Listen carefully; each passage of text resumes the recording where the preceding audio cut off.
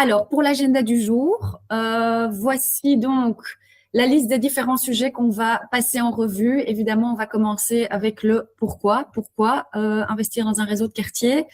Ensuite, on va zoomer plus sur la partie communication. Donc ça, ce sera celle qui va surtout intéresser ceux qui sont actifs en tant qu'agents de communication, par exemple, ou les bourgmestres et échevins qui sont en charge de la communication. Ensuite, la participation citoyenne. On va voir les différents outils qui sont à votre disposition sur la plateforme. Aussi, nous allons parler de ce que Hoppler peut signifier en matière de cohésion sociale pour finalement plonger dans le reporting qui est disponible via Hoppler. À la fin du webinaire, Gaëlle Daniels va donner une petite démo rapidos de son tableau de bord pour que vous ayez une idée aussi à quoi ça ressemble. Et finalement, on passera aux questions-réponses. Donc, commençons par le pourquoi. En fait, les personnes, vous savez très bien, comme moi, que tout le monde utilise déjà différents types de réseaux sociaux pour se connecter. Vous avez évidemment les connexions très proches de type famille, amis, qui se font notamment via des réseaux comme WhatsApp ou Snapchat, ce genre de choses. Et puis, de l'autre côté, vous avez les réseaux plus généralistes auxquels vous allez vous connecter pour plus vous intéresser à certaines thématiques, faire partie de groupes thématiques, etc., suivre de l'actualité. Et Hoppler se retrouve vraiment au milieu de ces deux mondes.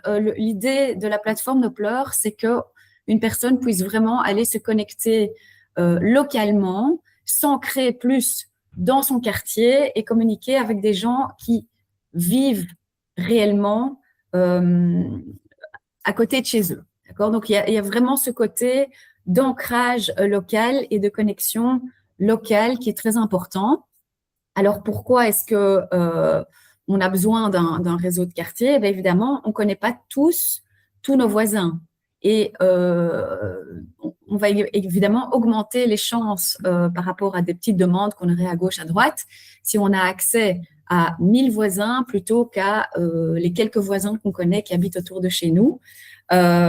Parfois, on essaye aussi de communiquer avec un plus grand groupe, hein, pas juste le petit WhatsApp des quelques voisins à côté ou la rue, mais on essaye par exemple de prévenir les voisins qu'il y a eu un cambriolage ou autre. C'est vraiment pertinent d'aller transmettre ces informations-là au-delà du mini-cercle de quelques maisons ou de la rue. Alors, Hoppler, c'est donc une plateforme que auquel les habitants peuvent accéder soit via une application sur leur smartphone, soit via la version web. Et il y a sur Hoppler une sorte de protocole de bienveillance, donc on va appeler ça un petit règlement d'intérieur, où on invite les gens à rester positifs et constructifs.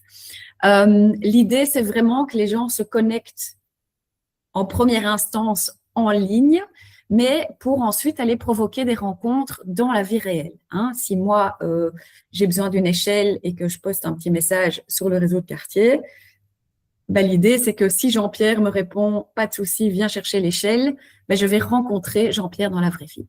Alors, sur Hoppler, on est dans un environnement fermé, c'est-à-dire que les personnes qui peuvent accéder au réseau doivent avoir une adresse dans le quartier. Donc, c'est un environnement fermé où les gens utilisent aussi leur vrai nom. Hein, ça fait partie du règlement d'intérieur, si vous voulez, d'utiliser son vrai nom.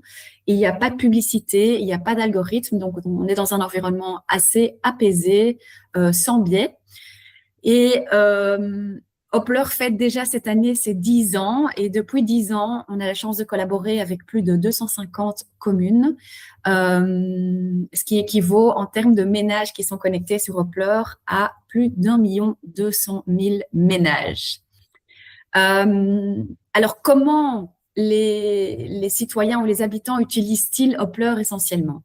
Alors, évidemment, la toute première chose, c'est faire connaissance avec ses voisins. Donc, si une nouvelle personne se connecte au réseau, les autres voisins du quartier vont voir un petit message que, par exemple, Elisabeth vient de rejoindre le quartier. Et les gens vont évidemment pouvoir lui souhaiter la bienvenue, mais peut-être aussi lui proposer un petit café ou une petite visite guidée du quartier. Enfin voilà, c'est vraiment une opportunité en fait pour tendre la main à un nouveau voisin. On voit qu'il y a énormément d'entraide qui s'organisent via Hoppler. Donc, toute personne qui se connecte à Hoppler peut, sur son profil, aller indiquer qu'elle souhaite aider un autre voisin avec l'un ou l'autre talent. À titre d'exemple, on peut par exemple dire le jardinage, aider quelqu'un à installer une application sur son smartphone. Faire une petite course. Enfin voilà, il y a un tas de talents qu'on peut indiquer comme ça sur son profil et du coup, on devient visible et les gens peuvent nous retrouver, soit via un chat privé, soit on peut toujours poster une demande d'aide dans le quartier puis voir qui y répondra. Et donc, le constat, c'est que 58% des demandes sont effectivement résolues quand elles ont été postées sur le réseau de quartier. On voit que le réseau a quand même un très grand succès aussi au niveau de du partage d'objets. Donc, on peut évidemment aller donner des choses, on peut emprunter des choses, on peut aussi même vendre des choses à petit prix. Donc, il y a une sorte de place de marché qui est disponible sur Hoppler. Et ce qui est formidable, évidemment, c'est qu'on travaille vraiment nouveau là sur un niveau hyper local. Donc, la personne qui viendra chercher l'objet viendra fatalement de pas très loin. Et donc, cette personne-là, je pourrais ensuite la rencontrer aussi au supermarché du coin, etc. Et donc, voilà, ça crée vraiment des interactions dans la vraie vie où après, les gens se reconnaissent de plus en plus au sein du quartier. Alors, une autre chose que les voisins font, c'est se donner des petits conseils localement. Hein. Un grand classique, c'est est-ce que quelqu'un connaît un bon plombier ou un plombier qui sait faire ceci ou cela. Et alors, les gens vont voilà, se recommander des professionnels dans le quartier. Donc, ça, c'est toujours très utile. Et puis, finalement, il y a sur Hoppler un calendrier de quartier qui est alimenté par les habitants eux-mêmes, mais aussi par les associations locales et les organisations présentes dans le quartier, et finalement aussi par la commune. Et donc, en un clic, en fait, on peut voir ce qui se passe très proche de chez nous, ce qui est quand même vraiment très utile et très pratique, et nouveau, une occasion pour aller rencontrer des gens du quartier.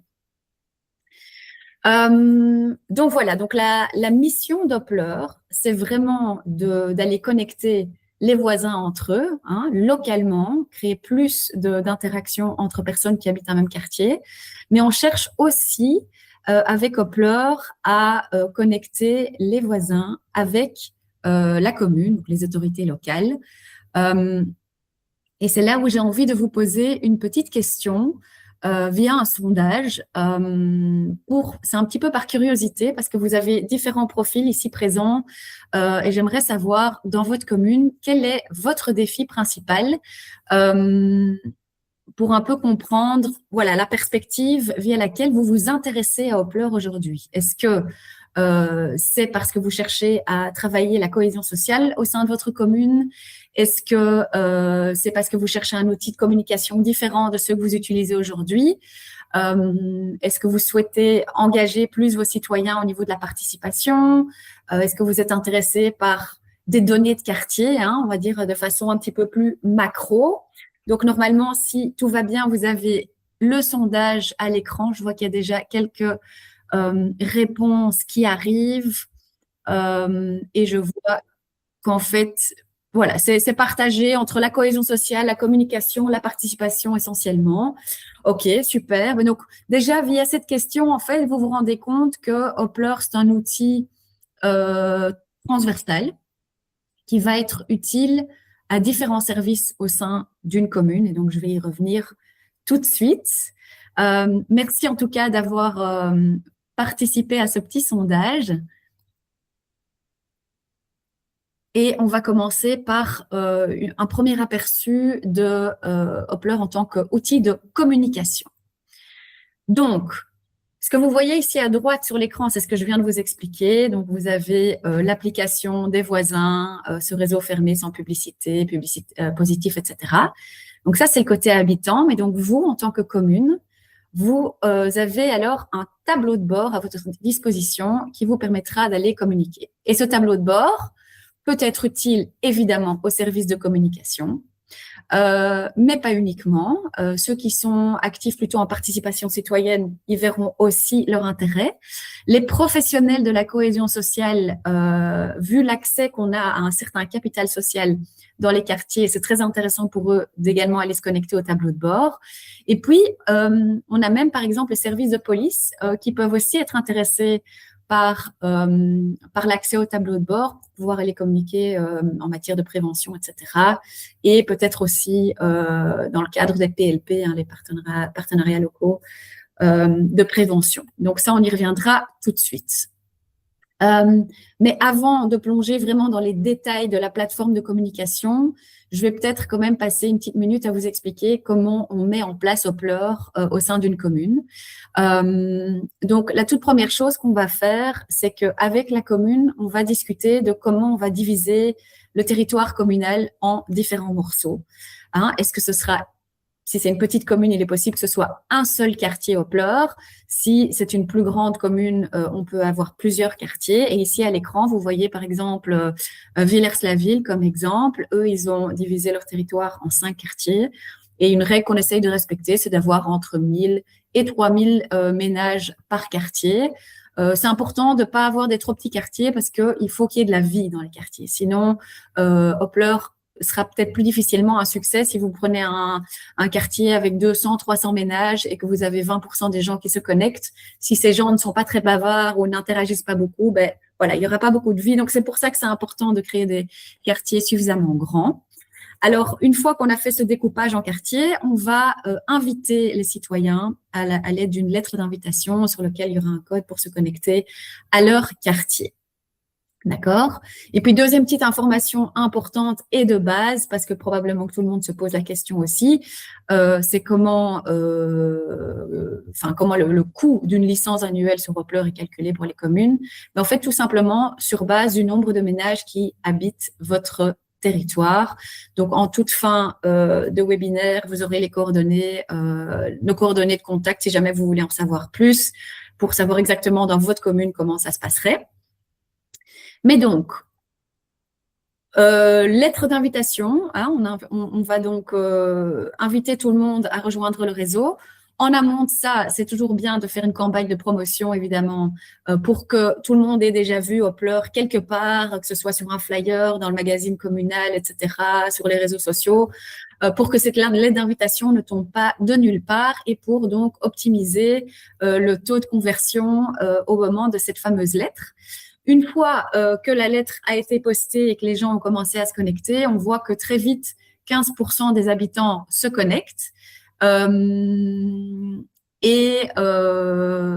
Parfois, c'est au-delà. Parfois, on arrive même à 20-25% en quelques semaines. Et puis, après ça, il faut continuer, évidemment, à faire de la promotion. Ça, c'est important. Via tous les moyens possibles et imaginables, les écrans digitaux, les médias sociaux, le site web de la commune, le welcome pack des nouveaux habitants. Ça, c'est un super moyen aussi pour faire connaître le réseau. Et le bouche à oreille va aussi faire des miracles parce que d'habitude, Hoppler, d'un point de vue habitant, est un outil assez populaire que les gens aiment et donc ils aiment le partager. Donc voilà, via différents moyens, c'est bien d'essayer de toujours faire grandir plus la communauté parce que c'est à l'avantage des citoyens eux-mêmes, mais c'est aussi à votre avantage en tant que commune, vu que votre but, c'est d'aller atteindre un max de citoyens via la plateforme. On a des clients qui arrivent même jusqu'à au-delà de 70% des ménages qui se connectent. Donc, parfois, c'est vraiment incroyable le succès dans certaines communes. Donc, à voir chez vous comment ça pourrait fonctionner. Mais ce qui est sûr, c'est que la campagne promotionnelle autour est très importante. Donc, une fois que les habitants se sont connectés, on invite la commune à ne pas trop tarder à s'introduire, elle aussi, sur le réseau et à écrire un petit message d'introduction pour dire ce qu'elle va faire sur la plateforme et ce qu'elle ne va pas faire. Et donc, notamment, ce qui est important pour les citoyens de comprendre, c'est que la commune ne peut pas lire les messages qui sont échangés entre citoyens, mais par contre, la commune a accès à Hoppler en tant que plateforme de communication et peut aller poster des choses dans un quartier, plusieurs quartiers, dépendant du contenu du message. Donc, ce message d'introduction est important pour que les gens comprennent ce que vient faire la commune sur Hoppler. Hein. Bon, c'est la commune qui sponsorise le réseau, mais c'est pas forcément toujours très clair pour les citoyens. Donc, ce message d'introduction est important. Alors, vous êtes probablement curieux de savoir à quoi ça ressemble, l'outil de communication sur Hoppler. Gaëlle va vous faire une petite démo tout à l'heure de son tableau de bord. Mais rapidement ici, je vous ai mis un aperçu. Donc, votre inbox, c'est là où vous retrouvez toutes vos publications au centre avec le statut des publications. Est-ce que c'est publié? Est-ce que c'est un concept? Est-ce que c'est planifié? En haut à droite, vous avez un bouton rouge qui vous permet de créer du contenu, hein, n'importe quel type de contenu, que ce soit un message, un sondage, une actualité, une activité, etc. Vous avez des filtres pour retrouver dans vos propres messages, voilà, un ancien message que peut-être que vous voulez dupliquer et adapter. Et alors à gauche, il y a un menu pour passer de l'inbox message à l'inbox des événements, à votre planificateur de contenu. Hein. Donc, c'est toujours important quand on fait de la communication de veiller à ne pas poster trop de messages le même jour, par exemple, et d'un peu éparpiller. Et puis, finalement, en bas à gauche, vous avez ce qu'on appelle les messages bottom-up. Ça, c'est quelque chose d'optionnel. Ce sont des messages que les citoyens pourraient partager avec vous. Hein. Donc, ça peut être une sorte de boîte de suggestions où vous invitez les citoyens à de temps en temps partager une bonne idée ou alors à l'idée un peu des outils comme Fix My Street, etc., des messages où le citoyen explique qu'il y a un problème avec le trottoir dans telle rue, etc. Donc ça, c'est un aperçu de votre inbox. Alors, quel type de contenu est-ce qu'on peut poster via Hoppler? Mais il y a différents types de messages et chaque message ou publication aura un petit peu son propre format. Donc, les plus fréquents, quand on regarde un peu l'activité de nos clients, c'est évidemment les messages qui sont souvent des actualités et les activités qui vont donc apparaître dans le fil de quartier, mais aussi sur le fameux calendrier de quartier dont je vous ai parlé, hein, donc ce calendrier que voient les habitants. On peut donc faire des sondages et des enquêtes aussi via Hoppler. Des signalements, donc là, on est plus dans le monde des notifications urgentes qui doivent être partagées avec les citoyens. Par exemple, s'il y a une inondation, une tempête, une panne de courant, ce genre d'événement, ben, vous aurez une notification qui partira directement vers les utilisateurs Hoppler. Et on reviendra encore tout à l'heure quand on parlera de participation citoyenne aux autres possibilités. Alors, comme sur tout outil de communication, évidemment, à chaque fois que vous créez une publication, ben, vous allez décider est-ce que je le publie directement, est-ce que je le planifie pour plus tard, est-ce que je veux encore un peu retravailler mon draft, etc. Donc, tout ça est évidemment aussi disponible sur Hoppler. Et alors, quand vous êtes en train de créer votre contenu, via un petit raccourci vers l'aperçu, vous pouvez toujours avoir une idée aussi de à quoi va ressembler votre message. Alors, certains d'entre vous se demandent peut-être pourquoi est-ce qu'on irait utiliser Hoppler si, par exemple, on utilise déjà des plateformes comme Facebook ou Instagram. Ben, en fait, il y a beaucoup de différences entre ces plateformes et Hoppler. Et une première qui est très importante et très grande, c'est la portée que vous avez en fait dans les quartiers en publiant via Hoppler. En fait, on voit qu'on arrive à atteindre jusqu'à 80% de son audience sur Hoppler, alors que sur les réseaux sociaux traditionnels, sur 100 followers, on arrive par publication à en atteindre 5-10%. Ça dépend un petit peu du type de message. Mais à cause des algorithmes qui sont en cours, en fait, vous n'êtes pas tout à fait dans la maîtrise de qui vous atteignez.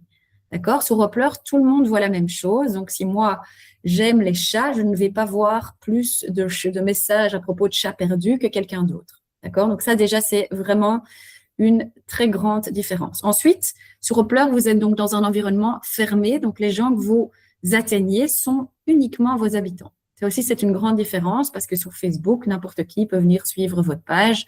Ça peut être quelqu'un qui n'a rien à voir avec votre commune, mais qui s'intéresse à votre commune pour des raisons qui lui sont propres. Peut-être ça peut être des raisons touristiques ou autres.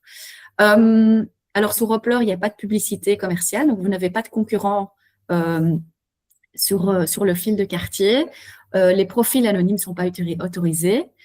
Il y a une modération qui est faite, en fait, par Hoppler. Donc, vous, en tant que commune, vous ne devez pas vous en soucier. Donc, on a, nous, nos propres algorithmes pour détecter des messages toxiques et qui ne respectent pas le protocole de bienveillance. Mais il y a aussi la communauté des utilisateurs qui peuvent dénoncer certains types de messages. Et si c'est le cas, nous allons rentrer en dialogue avec la personne qui a posté le contenu problématique. Vous avez aussi une possibilité de désactiver les commentaires, hein, parce que c'est pas toujours nécessaire de laisser cette possibilité ouverte aux habitants, parce que vous, en tant que service de communication, ça va vous donner du travail, notamment de suivre les commentaires. Donc, à chaque publication, vous pouvez décider si vous les laissez allumer ou pas. Vous allez pouvoir aussi sur Hoppler faire de la communication hyper ciblée, donc aller dans un quartier ou dans 2 quartiers plutôt que dans toute la commune. Gaëlle vous montrera ça en action tout à l'heure. Hoppler est une plateforme qui a été créée en Belgique, donc c'est une plateforme européenne et qui dit Made in Europe, dit respect du RGDP justement, donc les données de vos habitants seront bien protégées. Nous travaillons d'ailleurs avec des pirates éthiques qui sont constamment en train d'essayer de rentrer sur nos serveurs. Donc voilà, tout ça est très bien cloisonné.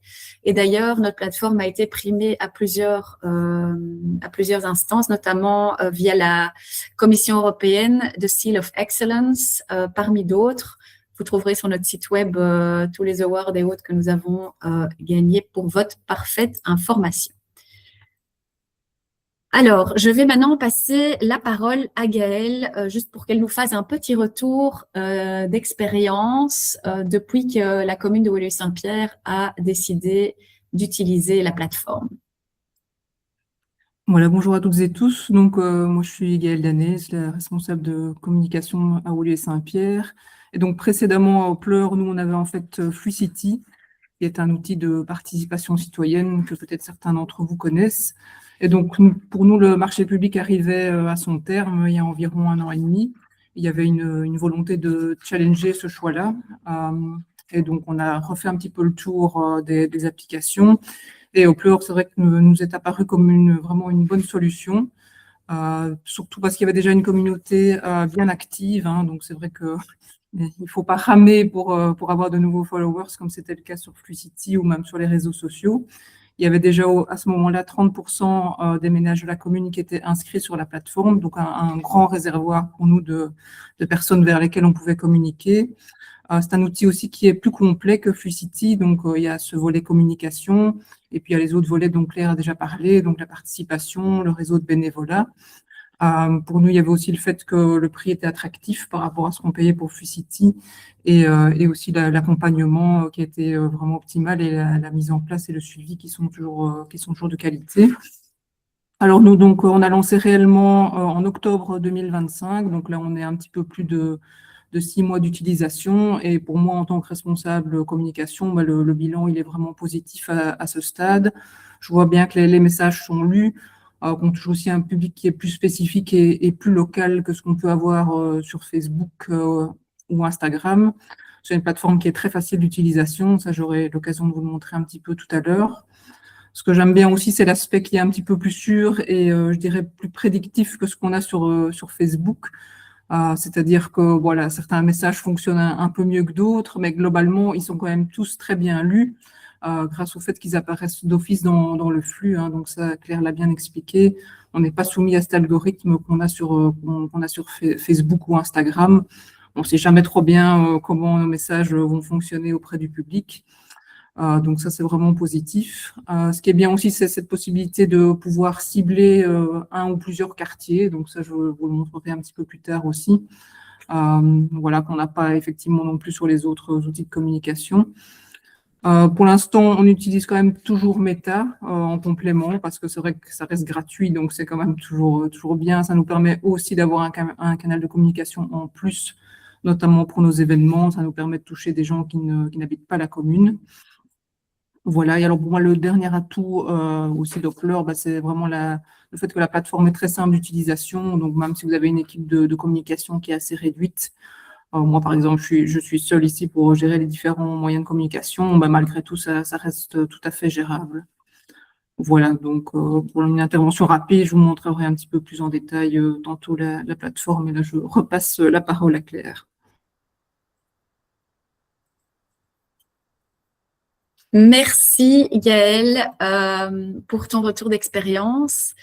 Voilà, après avoir parlé essentiellement là de communication, on va pouvoir passer à Hoppler en tant qu'outil de participation citoyenne, justement. Donc ici à l'écran, vous voyez en fait tous les outils qui sont à votre disposition sur Hoppler, donc via le tableau de bord. Alors, nous, ce qu'on voit au niveau de la participation citoyenne, c'est que ce qui est le plus souvent utilisé, ce sont les enquêtes, mais aussi la plateforme de budget participatif qui devient de plus en plus populaire dans les communes. Donc, c'est pour ceux qui ne pratiquent pas encore ça, c'est le fait de mettre à disposition un certain budget qui va être piloté en fait par les citoyens. Donc, des citoyens vont faire des propositions, par exemple pour un potager de quartier. Ensuite, une fois que toutes les propositions sont rentrées, qu'on a checké au niveau communal si ça respectait bien le règlement, on va mettre en ligne les différents projets soumis et recevables. Et alors, les autres citoyens vont pouvoir voter pour leur budget, enfin leur projet préféré. Donc, ça, c'est un outil très populaire qui est en fait à votre disposition sur Hoppler. Évidemment, qui dit participation citoyenne ne dit pas toujours qu'il s'agit de grands projets à grande implication politique. En fait, on peut parfois faire de la petite participation, donc faire voter les gens sur des sujets un peu plus light. Donc ici à l'écran, par exemple, vous voyez qu'il y a eu un vote en 2024 chez un de nos clients sur le prix du public où les citoyens pouvaient simplement voter. Donc voilà, ça c'est un exemple de participation light. Ici, deuxième exemple, c'est donc le fameux budget participatif dont je parlais. On voit à l'écran le budget participatif de Mons, qui est d'ailleurs toujours en cours. Alors, en haut à droite, vous avez les différentes phases du projet. Donc ça, ces phases-là seront toujours accessibles pour les citoyens quand ils sont sur Hoppler. Il y a un onglet projet où ils vont pouvoir faire le suivi. Et quand on leur demande leur avis, que ce soit pour déposer un projet ou que ce soit pour voter, évidemment, il va y avoir des messages dédiés sur le fil de quartier pour les inviter à participer. À gauche de l'écran, vous voyez quelques projets qui ont été déposés et qui seront donc visibles aux autres citoyens. Et finalement, en bas à droite, je vous ai mis une capture d'écran de ce qu'on voit sur ce qu'on appelle la plateforme de participation. Donc, en fait, quand on est client Hoppler, on peut opter, si on le souhaite, pour une page de participation publique. Qu'est-ce que ça veut dire? Ça veut dire qu'en fait, vous avez une page qui est gérée par Hoppler. Donc, c'est nous qui la créons avec vous. Mais elle est chez nous, cette page. Elle va être faite dans les couleurs de votre commune. Donc, on va respecter votre charte graphique, etc. Et le but, ce sera de centraliser sur cette page vos différents projets participatifs, éventuellement aussi vos actualités. Ça, c'est chaque commune qui décide un peu en fonction de ce qu'elle a déjà en place, oui ou non. Et cette page est accessible aussi aux personnes qui ne sont pas sur Hoppler. Donc, parce que bon, il y a toujours des personnes qui vont dire ah non, moi j'ai pas envie d'aller encore sur un outil en plus, ou voilà, pas tout le monde est intéressé par le réseau de quartier. Mais donc, quand il s'agit de participation citoyenne, on veut quand même ouvrir la possibilité à un maximum de gens de donner leur avis. Et donc, via cette page qui est donc quelque part externe au compte Hoppler des gens, vous rendez tout ce qui a été créé via Hoppler aussi accessible à d'autres personnes, d'accord? Et à chaque publication en fait que vous faites sur le réseau de quartier, vous allez pouvoir indiquer si oui ou non vous voulez que cette publication soit visible sur votre page de participation publique, d'accord? Je vous ai mis ici une petite capture d'écran pour que vous visualisiez bien. Donc, à chaque publication, on va choisir dans quel quartier est-ce que je veux aller poster. Et il y a une petite case visible sur la page publique, oui ou non. D'accord? Donc, cette page est donc très facile à alimenter. Et donc, en fait, quand les personnes sont sous Hoppler, ici, j'ai pris une capture d'écran de quelqu'un qui accède via la version web d'Hoppler. Elle va voir apparaître le sondage dans son fil de quartier. Elle clique et alors elle va voir ce que vous voyez ici à l'écran, les différentes questions. Elle va directement pouvoir répondre comme ça, donc sans être envoyée encore vers une autre plateforme ou un autre environnement. Tout se passe ici dans Hoppler, donc c'est très facile. Vous avez aussi, au niveau de la participation citoyenne, la possibilité de créer une enquête avec l'assistance d'intelligence artificielle. Parce que voilà, c'est pas donné à tout le monde n'a pas l'habitude de créer des enquêtes. Donc, si dans votre prompt, donc dans vos instructions, vous êtes suffisamment clair, le système va pouvoir vous proposer une enquête en 4 à 7 questions. Ça dépend un petit peu de ce que vous avez mis dans votre prompt. Donc ici, j'avais demandé l'avis des habitants pour une plaine de jeux derrière l'église, par exemple. J'avais demandé voilà, la satisfaction, la fréquence d'utilisation, des suggestions d'amélioration, etc. Et puis, en l'espace de, je sais pas moi, 10-15 secondes, le système m'a préparé une enquête que je peux évidemment aller éditer, revoir comme je veux, mais qui m'a donc préparé un certain format, ce qui m'a fait épargner un petit peu de temps de réflexion, évidemment, sur comment j'allais faire. Donc ça, c'est très pratique. Vous avez aussi accès à un résumé toujours par IA de votre enquête que vous avez déjà publiée et auquel des gens ont déjà répondu. Et en dessous de ce résumé-là, vous aurez évidemment accès aux résultats en détail de l'enquête, que vous pourrez d'ailleurs aussi partager en externe. Donc, il ne faut pas forcément à nouveau être membre Hoppler pour pouvoir voir les résultats. On peut les partager via un lien externe. Alors, la participation via le réseau de voisinage, c'est assez unique et ça marche très, très bien pour une raison assez simple, en fait. Les citoyens qui se connectent à Hoppler ne s'y connectent pas forcément dans l'idée d'aller lire les messages de la commune ou de voir des projets de participation citoyenne parce qu'en fait, les citoyens, à la base, ils sont pour d'autres raisons. Ils ont envie de mieux connaître leur quartier, de connecter avec les gens du quartier, d'être informés sur la vie du quartier, etc. Ça, c'est souvent leur motivation première. Et vient en sus de ça, en fait, la couche participation, donc la commune qui lance de temps en temps un sondage et les informations communales. Et en fait, les gens, vu qu'ils sont déjà sur la plateforme pour d'autres raisons, ils seront contents d'avoir toutes ces informations-là qui viennent en plus sans qu'ils aient à aller les chercher ailleurs. Et quand on parle de participation citoyenne, le fait d'être sur les réseaux, entre des messages qui disent attention, il y a eu un cambriolage là cette nuit, soyez vigilants, et qui a une échelle, et je vous propose, je vous conseille par exemple le plombier XY. Entre tous ces messages-là, s'il y a un message qui invite à participer à un sondage, en fait, les gens n'ont qu'à faire un clic et ils sont au bon endroit. Et ça fait un monde de différence par rapport à, par exemple, lire dans le magazine communal qu'un projet participatif est en cours et qu'on invite les citoyens à se rendre sur telle ou telle ou telle plateforme pour aller participer, parce que même si les gens sont de bonne volonté et ont envie de participer, en fait, on se rend compte que on perd beaucoup de gens juste par le fait qu'ils doivent aller dans un environnement où ils ne sont pas encore. D'accord ? Donc ça, c'est un petit peu la magie de la participation sur Hoppler. Maintenant, un petit mot au niveau de la cohésion sociale. Donc, on a parlé de ce que ça veut dire pour les habitants, mais évidemment, il y a aussi les professionnels de l'action sociale qui vont être très intéressés d'avoir accès à Hoppler parce que c'est une plateforme qui va rendre visible tout le capital social qui existe sur le territoire de la commune. Je l'ai mentionné au début, donc les voisins peuvent mettre sur leur profil des talents qu'ils souhaitent partager avec leur quartier et si ces gens sont d'accord, ils vont cocher une petite case pour ça. Ils peuvent même partager leur profil avec vous. Et donc, via votre tableau de bord, vous allez avoir une liste de gens qui ont activé l'aide au voisinage et que vous allez pouvoir contacter via un chat privé. Je pense à, je sais pas moi, des assistants sociaux, des agents de quartier, des organisations qui sont liées à la commune et qui travaillent dans la cohésion sociale, etc. Il y a différents types de profils, en fait, qui pourraient être intéressés aussi de travailler avec ces données-là. D'accord ? D'ailleurs, en moyenne, on a vu que 20% des gens qui se connectent à Hoppler indiquent quelque chose en matière d'aide au voisinage sur leur profil. Donc, c'est vraiment très important. Et donc, vous avez soudainement, en fait, une visibilité sur ce que les gens veulent bien faire et accès à cette information. Donc, en fait, ce que nous, on propose pour ceux qui travaillent dans les quartiers, c'est notamment d'avoir un compte vérifié. Donc, un compte vérifié, c'est en fait comme un compte de voisin sur Hoppler. Donc là, on est hors tableau de bord.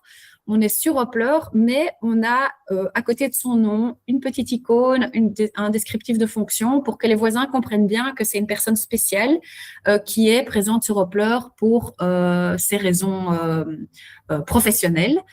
Et donc, cette personne peut, par exemple, aller lancer des initiatives de cohésion sociale, lancer une activité, etc., sur le réseau de quartier. Elle peut peut-être aussi aller représenter une personne fragilisée ou non digitalisée sur le réseau pour lui trouver de l'aide. Et donc, il y a aussi ce côté chat privé qui est accessible, évidemment, pour aller chatter avec des voisins qui ont activé l'aide au voisinage. Deuxième chose, c'est qu'on peut faire des appels à bénévoles sur Hoppler, donc que ce soit via une association qu'on crée, je vais vous montrer tout de suite, il y a moyen de faire des pages d'association, donc là, on peut faire des appels à bénévoles, mais on peut aussi faire des appels à bénévoles via le tableau de bord. Donc, la commune peut donc aller poster des appels à bénévoles, soit pour elle-même, soit au nom d'une association pour rendre ça encore plus visible.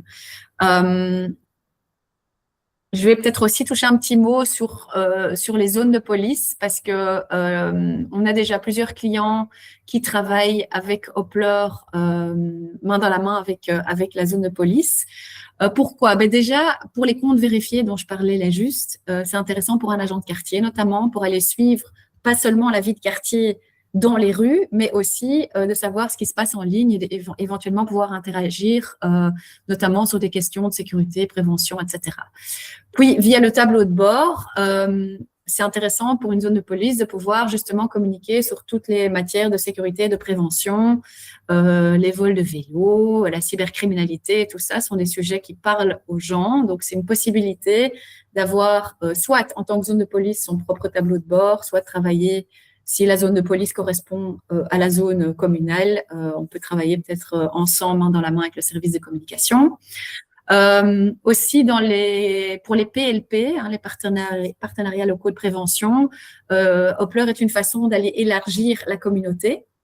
On peut recruter de nouveaux membres et puis la police peut évidemment faire donner des infos sur l'avancement des efforts de prévention, etc. Si jamais il se passe quelque chose dans les quartiers, si la police est présente sur Hoppler, elle pourra très vite couper court à des fausses infos ou des rumeurs qui pourraient circuler par ailleurs. Donc, en gros, on renforce vraiment l'implication des citoyens dans la sécurité et la prévention.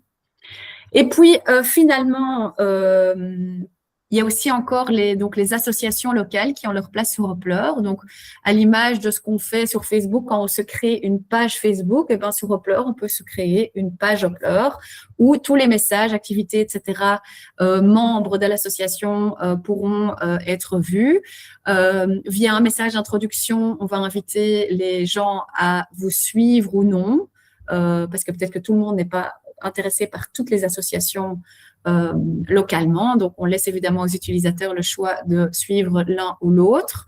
Et puis, on peut publier via cette page des messages, des activités, des appels à bénévoles, etc. Donc, c'est une fonctionnalité très utile. Tout ça est alors visible dans ce qu'on appelle l'annuaire local. Donc, il y a une carte ou une liste où on pourra accéder à tout ce qui existe sur Hoppler.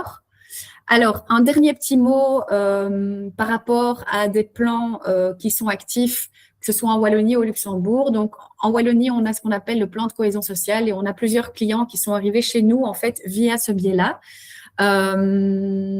Et donc, il y a différents outils Hoppler, évidemment, qui sont pertinents dans le cadre du PCS, notamment toute cette partie d'entraide de quartier, les donneries via la place de marché, le calendrier de quartier qui montre tout ce qui existe ou tout ce qui est à venir dans le quartier, et puis finalement l'annuaire local. Et alors, au niveau du vivre ensemble interculturel au Luxembourg, il y a notamment cet aspect d'accueil et intégration des nouveaux arrivants.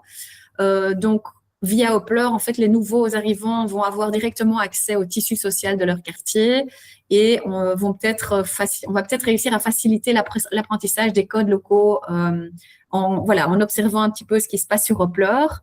Il y a évidemment l'onglet participation citoyenne où en fait l'habitant devient acteur de sa propre commune et finalement tout ce qui est la solidarité de proximité, la lutte contre l'isolement. Donc, on va essayer via Hoppler de diminuer le sentiment d'insécurité sociale et renforcer vraiment la résilience dans les quartiers. Donc, ça sont tous des objectifs de ces deux plans-là qu'on arrive à faciliter donc via la plateforme Hoppler. Et alors, dernière petite partie avant de redonner la parole à Gaëlle qui va vous montrer le tableau de bord, c'est le reporting. Parce qu'évidemment, vous avez accès via votre tableau de bord à un tas de données. Donc, on a parlé du réseau Hoppler en tant qu'infrastructure sociale, on a parlé donc de la communication, de la participation. Et donc, toute cette activité, toutes ces publications qui sont faites sur le réseau, grâce à ça, on arrive évidemment à vous créer des rapports. Alors, de quoi est-ce qu'on parle? Évidemment, de façon très basique, vous allez pouvoir suivre sur votre tableau de bord l'évolution du nombre de connexions sur votre réseau de quartier, aussi de ce qui se passe au niveau de la modération. Tiens, est-ce qu'il y a déjà eu beaucoup de profils qui ont été rapportés, oui ou non? Est-ce que ça se passe bien? Est-ce que les gens respectent le protocole de bienveillance, oui ou non? On va aussi voir un petit peu par quartier, ça c'est vraiment des petits questionnaires que les gens remplissent quand ils s'inscrivent sur Hoppler, de voir voilà comment eux ils évaluent leur quartier sur plusieurs thématiques. Et alors, sur base de tout ce qui se discute sur le réseau de quartier, même si vous n'avez pas accès aux messages individuels, vous pouvez pas les lire, mais vous avez bien accès à des résumés thématiques. Une fois par mois, on vous fait un résumé sur 12 thèmes, ce qui vous permet d'avoir une idée de ce qui anime vraiment vos habitants. Ça, c'est dans un onglet dédié du tableau de bord, qui est très intéressant, notamment pour les bourgmestres, les échevins, pour avoir une vision un peu macro de ce qui se passe dans la commune. Donc ça, c'est un premier type de reporting. Il y a aussi sur Hoppler un baromètre de quartier. C'est quelque chose qui n'existe qu'en Belgique, par contre. Donc, les Luxembourgeois qui nous écoutent, malheureusement, ça, vous n'avez pas accès. Mais en gros, c'est un sondage périodique des utilisateurs où on va poser toujours un peu les mêmes questions. Et donc, on va pouvoir suivre l'évolution sur ces questions, que ce soit des questions sur les rencontres dans l'espace public, la sécurité routière, l'isolement social, etc. Donc, ça, c'est très intéressant aussi pour voir un petit peu l'évolution. Alors, depuis cette année, on essaye aussi de vous donner une idée de votre retour sur investissement. Donc, ce que vous voyez ici à l'écran, c'est les données pour Woluwe Saint-Pierre sur les 12 derniers mois, avec un retour sur investissement calculé à 71 519,69 €. Alors, qu'est-ce que ça veut dire? On voit ici 3 piliers. La communication, l'économie circulaire et la cohésion sociale. Donc, pour la communication, en gros, on va regarder le nombre de vues que la commune a eu sur ses publications. On va diviser ça fois 1000 et puis faire une multiplication de 18-14. En fait, c'est le CPM, le cost pro 1000 pour ceux qui sont en communication, ça vous parlera. Et donc, on arrive à un certain budget donc que vous n'aurez pas dû allouer ailleurs pour aller faire de la communication. Donc ça, c'est assez clair, je pense. L'économie circulaire, en fait, on va aller voir sur la plateforme combien d'objets sont passés de main en main et ont eu une seconde vie. Donc, en fait, on a évité de produire des nouvelles choses en faisant de l'économie circulaire. Donc, là, nouveau, via une formule de poids moyen de l'objet, nombre d'objets, etc., on arrive à des émissions en équivalent CO2 qui ont été épargnées. Et donc, ce qui est très sympa, c'est de pouvoir, par exemple, faire un challenge communal. On regarde le chiffre, par exemple, de l'année passée, et puis on communique avec les citoyens en disant « Allez, cette année, on fait mieux collectivement, on arrive à autant de kilos d'émissions en équivalent CO2 épargnés. » Donc ça peut être très sympa. Donc surtout, tous vos collègues qui sont actifs en plan climat, etc., c'est bien de les informer de cette fonctionnalité-là sur Hoppler. Et puis finalement, la cohésion sociale. Donc là, c'est, on va dire, le volet où on a le moins l'habitude de donner des chiffres, mais il y a des études internationales sur l'isolement des personnes qui, en fait, donnent une valeur aux interactions sociales. Et donc là, nous, c'est ce que nous reprenons, donc on n'a pas été inventé ça nous-mêmes. et on va distinguer les échanges, on va dire, ponctuels des échanges approfondis. Okay, un échange ponctuel valorisé à 1,37 €, je pense, et un échange approfondi à 41 €. Et donc, en gros, sur l'application, nous pouvons voir si un échange est fait en matière d'économie circulaire, par exemple, hein, quelqu'un qui a donné une armoire, la personne est venue à la porte, ça c'est évidemment un échange ponctuel, mais quelqu'un qui a posé une demande d'aide, comme quelqu'un qui s'est cassé la jambe et qui cherche à avoir de l'aide pour des courses pendant quelques semaines, si un voisin a répondu positivement, là, on est sûr que il y aura eu un échange un peu plus approfondi parce que la personne qui s'est fait aider voudra certainement remercier l'autre personne avec une tasse de café, une vraie papote, etc. Et donc, voilà. Donc, on va calculer en gros ce qui se passe sur le réseau et mettre des chiffres là-dessus. Donc, vous voyez que, en fait, si on investit dans Hoopla, par exemple, avec le budget communication, en fait, on a aussi des impacts pour d'autres domaines, que ce soit l'environnement, que ce soit le social, etc. Donc ça, c'est super important de voir et de comprendre ce côté transversal de l'outil. Et finalement, ici, je vous ai mis à l'écran le calcul depuis que Hoopla existe à Woluwe-Saint-Pierre. Donc là, on arrive carrément à des montants assez incroyables de 187 000 € ici. Vous voyez aussi la courbe de croissance du réseau à travers les années et le taux de conversion donc de 35%. Je vais laisser maintenant la parole à Gaëlle pour qu'elle nous montre le tableau de bord et ensuite on pourra passer aux questions-réponses.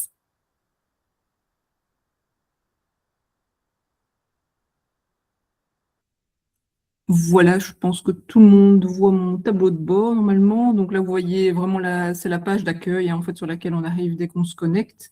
Et donc, ce qui est intéressant, c'est de voir d'emblée le nombre de ménages qui sont enregistrés. Donc, on peut voir assez vite la progression. Donc, nous, quand on a commencé en octobre dernier, on était quand même déjà à 30%, ce qui était déjà un beau chiffre. Et donc, depuis qu'on est inscrit sur la plateforme, maintenant, on est pratiquement à 36%. Donc, voilà, on voit qu'on grignote régulièrement chaque mois des utilisateurs. Voilà, donc je vais passer maintenant sur l'inbox. Donc ça, c'est ce que moi j'utilise le plus en tant que responsable communication. Voilà, je vais peut-être vous montrer comment se passe un message. Je vais prendre celui sur le Reciparc mobile qui a bien fonctionné. On voit qu'il y a eu 6800 vues, sachant qu'on a 7800 inscrits, donc c'est quand même un pourcentage fort élevé. On voit que ce genre de petites infos de service, ça marche quand même toujours très bien. Voilà, je vais l'éditer pour vous montrer comment ça se passe. Voilà, vous voyez que c'est assez simple, donc on peut mettre un titre, il y a le message avec des possibilités un petit peu de mettre du gras, de l'italique, de mettre des choses en évidence, donc c'est quand même très simple d'utilisation. Si on descend un petit peu plus bas, vous voyez qu'on peut mettre une image donc pour illustrer. On peut mettre aussi des fichiers comme des PDF. Ça peut être pratique aussi pour des offres d'emploi, par exemple. On peut choisir des thématiques donc pour le message, une ou deux thématiques. Il y a la possibilité d'utiliser des noms de rues. Ça, moi, je ne le fais pas très souvent, c'est optionnel. Ce que j'utilise par contre beaucoup plus, c'est le bouton d'action. Ça peut être pratique pour renvoyer vers un article qui est plus complet, par exemple, sur votre site web.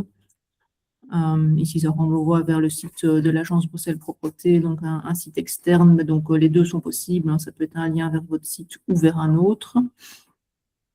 Alors, il y a la possibilité ici aussi de sélectionner un ou plusieurs quartiers. Donc, dans le cas de ce message-ci, c'était publié sur l'ensemble de la commune. Mais si vous avez par exemple des travaux ou un petit projet d'aménagement qui est très local, ça peut être intéressant d'utiliser vraiment juste le quartier concerné. Voilà. Et alors, si on descend encore ici, on a les traductions. Donc, ça peut être pratique pour moi ici qui est à Bruxelles. Donc, je traduis mes messages en néerlandais. On peut aussi les traduire dans d'autres langues. Anglais, espagnol, allemand, enfin voilà, il y a pas mal de possibilités pour toucher aussi les expats. Voilà, donc là, je pense que j'ai fait un petit peu le tour d'un message standard. Je vais revenir. Et on va voir un petit peu aussi les autres onglets. Voilà. Donc ici, on a l'onglet participation, nous, on n'a pas encore énormément utilisé. Pour l'instant, on a fait une seule enquête. Ce sont mes collègues de la culture néerlandophone qui l'ont fait. Voilà, je vais quand même vous montrer un petit peu ce que ça donnait.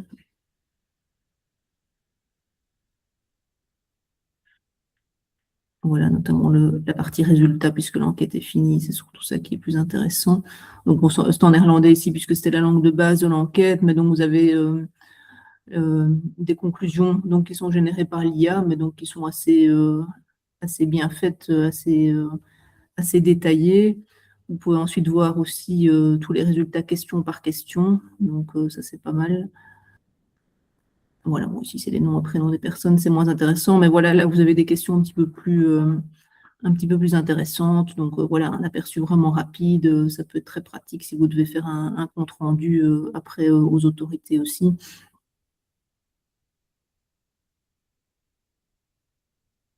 Voilà, l'enquête est assez longue, donc je ne vais pas aller jusqu'au bout, mais je pense que vous avez un petit peu compris le principe.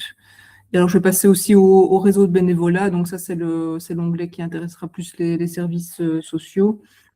On a notamment une banque de talents du quartier auquel vous avez accès. Ouais, c'est un petit peu lent parce que je crois qu'il y en a beaucoup. Et voilà, donc là, vous avez en fait tous les bénévoles qui sont classés par thématique, hein. Donc, il y en a quand même pas mal sur Beaulieu-Saint-Pierre. On voit qu'il y en a 768. Ils sont classés par quartier. Et alors là, en fait, vous pouvez, si vous cliquez sur chat, vous pouvez facilement vous adresser à un bénévole en particulier si c'est nécessaire. Voilà, je pense que j'ai fait un petit peu le tour de ce qu'il y avait à montrer. Je vais repasser la parole à Claire.